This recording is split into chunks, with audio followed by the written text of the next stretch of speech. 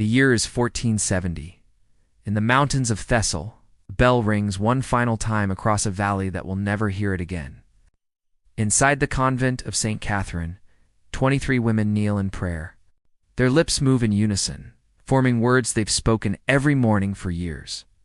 But this morning, the words taste different. Like ash, like goodbye. Outside the stone walls, the horizon bleeds red. Not from sunrise, but from the banners of an empire that has already swallowed kingdoms whole. The Ottoman army doesn't march. It flows like a river of steel and fire, erasing everything in its path. Sister Eleni, the abbess, clutches a silver crucifix that has survived 3 generations. Her hands tremble, but not from fear. What they don't know, what no one could imagine, is that death would have been a mercy. Because what happened next wasn't written in any history book. The Ottomans didn't just conquer land, they conquered identity. The convent of St. Catherine, perched on a hillside in Thessaly, far from any garrison or ally, was about to become another test case. These weren't warriors, they were women who had spent their entire lives in silence and prayer. Their weapons were rosaries, their armor was faith. Sister Ellen had been abbess for 12 years. Before that, she attended the sick in a village that no longer existed, swallowed by plague in 1448. She came to the convent not to escape the world, but to make sense of it.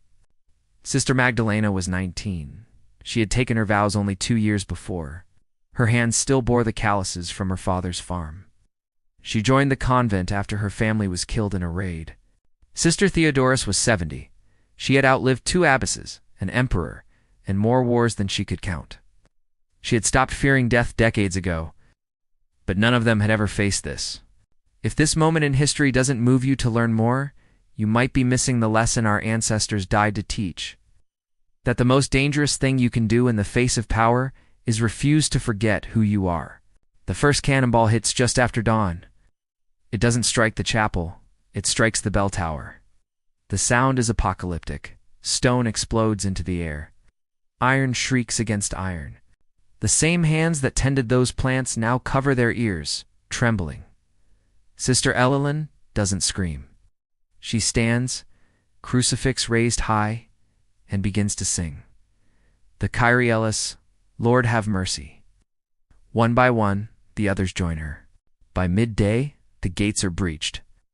Ottoman soldiers pour into the courtyard, not with swords drawn with ledgers, quills, inkpots. They move through the convent like clerks, not conquerors, counting, recording, cataloging. A translator steps forward. A Greek man who once lived in these hills, his voice shakes as he reads from a scroll. By order of Sultan Mehmed II, all subjects must submit to the authority of the Sublime. Sister Eleni steps forward. Her face is calm, almost serene. She speaks. Tell your Sultan that we have already given our lives to a king. We have nothing left to surrender. The officer in charge, Hassan Pasha, doesn't respond with anger. He responds with a smile, because he knows something the nuns don't yet understand. Ottomans have perfected the art of breaking people without killing them. That night, the women are locked inside their own chapel. No food, no water, just darkness and the sound of soldiers outside. Laughing, eating, living, while they wait to see who breaks first. 2 sisters, younger ones from Corinth, begin to weep in the corner. Their sobs echo off the stone walls. But Sister Magdalena begins to whisper a psalm. This is the moment the Ottomans underestimated them. These women had spent their entire lives preparing for suffering.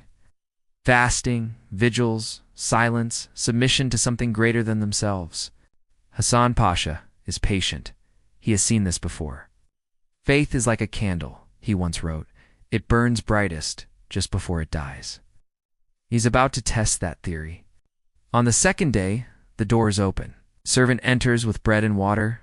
They stare at it. Their throats are dry, stomachs hollow. They don't touch the food. By the 3rd day, their lips are cracked and bleeding. Their hands shake. But they don't break. On the 3rd day, the door is open again. This time it's not a servant. It's Hassan himself. He offers protection if they speak the words. Sister Ellen looks at her sisters. We will walk. The smile returns to his face. Good. We leave at dawn. That night, the nuns hold each other in the darkness. No one speaks, But Sister Magdalena begins to hum a hymn. One by one, the others join her. They leave at dawn on the fourth day. 23 women, hands bound with rope, walking south toward the coast. No carts, no horses, just their feet and the dust and sun that shows no mercy. The road cuts through hills and rivers. The heat is unbearable. Guards on horseback ride beside them, silent, watching. By midday, one sister collapses. The soldiers stop. Hassan orders water, but she refuses. They lift her, and they keep walking. That night, they rest under olive trees. No tents, just the earth and the stars. The guards talk softly by their fires. Sister Magdalena whispers one final prayer. Not for rescue, but for courage to face what's coming. On the fifth morning, the smell of salt reaches them before the sea does. Waves crash against black rocks, the coast of Thessaly. A single Ottoman ship waits offshore, its sails blood-red under the rising sun. Hassan rides ahead, dismounts, and turns to them. He offers again, convert and live, or refuse and drown. Sister Elalan steps forward. Her voice doesn't tremble. We already belong to someone else. For the first time, Hassan loses his composure. His jaw tightens. He gives the order. The soldiers step forward. The waves crash louder now, like the sea itself refuses what's about to happen. Before they can touch them, the nuns begin to sing. The same hymn from the chapel. The soldiers freeze. Hassan hesitates. For a moment he almost looks afraid. A sudden gust sweeps through the shore.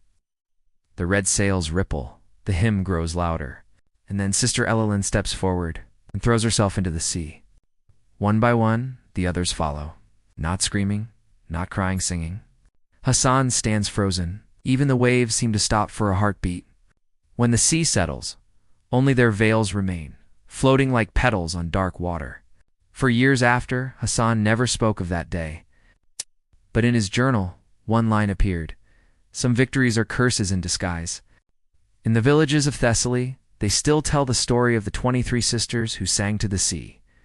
No empire lasts forever, but faith that endures in whispers, in waves, in the hearts of those who refuse to kneel.